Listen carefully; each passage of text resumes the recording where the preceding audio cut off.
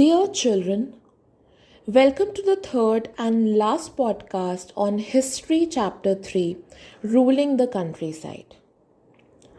In this podcast, we would analyze the characteristics of the Mehelwari and Ryotwari systems of revenue collection introduced by the British. By the early 19th century, many of the company officials were convinced that the system of revenue had to be changed again. How could revenues be fixed permanently at a time when the company needed more money to meet its expenses of administration and trade? In the northwestern provinces of the Bengal Presidency, an Englishman called Holt Mackenzie devised the new system which came into effect in 1822. He felt that the village was an important social institution in North Indian society and needed to be preserved. Under his directions, collectors went from village to village inspecting the land, measuring the fields, and recording the customs and rights of different groups.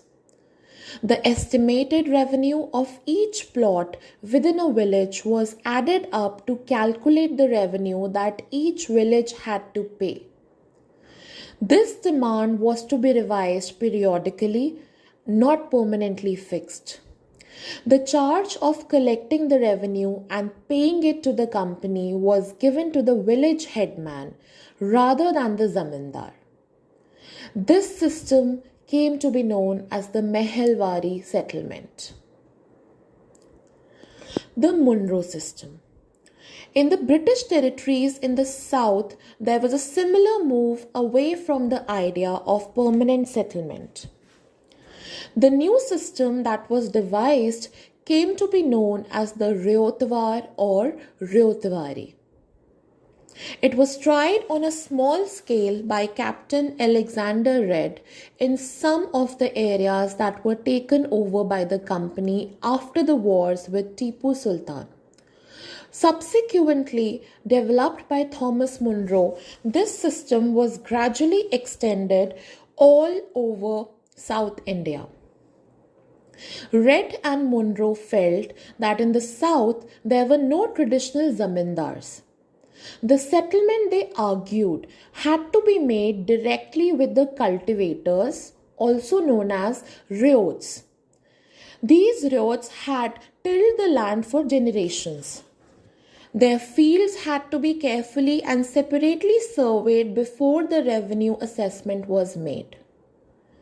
Munro thought that the British should act as paternal father figures, protecting the ryots under their charge.